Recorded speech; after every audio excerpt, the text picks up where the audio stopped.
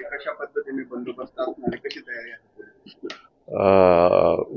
Counting डेचं साठी म्हणजे ओव्हरऑल जिल्हा पोलीसच्या 2 ॲडिशनल एस पी, 2 DYSP दर्जाचे अधिकारी, 4 PA दर्जाचे अधिकारी आणि 22 API आणि PSI दर्जाचे अधिकारी राहील आणि त्याच्यासोबत 341 पोलीस कर्मचारी आणि महिला पोलीस कर्मचारी 51 असे बंदोबस्त लावण्यात आलेला आहे. त्याच्यासोबत 2 स्ट्रायकिंग आपलं रेडी बाय राहील आणि ऑलरेडी तिथं स्ट्रॉंग रूममध्ये 2 SRPचं कंपनी प्लाटून्स आणि 2 CRPFच्या प्लाटून तिथं ऑलरेडी तिथंच आहे.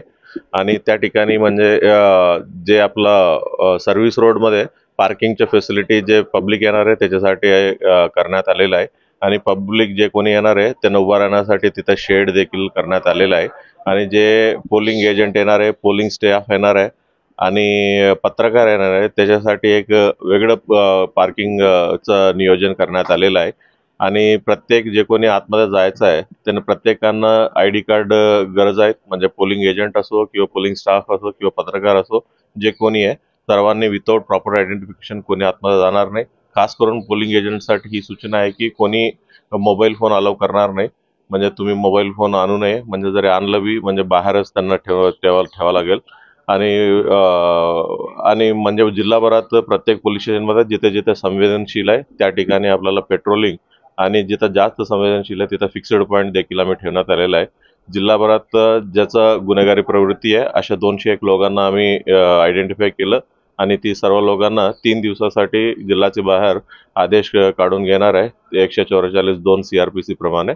आणि सर्व तयारी आमचं झालेलं आहे, काही कमी जास्त होणार नाही, याचा पूर्ण आम्हाला विश्वास आहे. सर, आपण रॅली काढू नये विजय होईल असं देखील उद्या जरी जे कोणी कॅन्डिडेट विजय होणार आहे त्याच्या रॅलीचं परमिशन नाही देणार आहे आम्ही. किमान 2 दिवस आम्ही रॅलीचं परमिशन देणार नाहीये.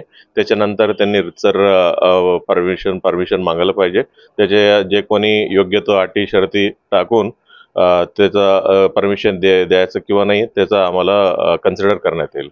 4 तारखेला जे बार आहे किंवा अल्कोहोलिक जे आहेत यांच्यावर काही बंदीचे नियम घालण्यात आले का? माननीय जिल्हाधिकाऱ्यांकडनं 4 तारखेला पूर्ण एक्साईजचं प्रोव्हिजन घोषित करण्यात आलेलं आहे.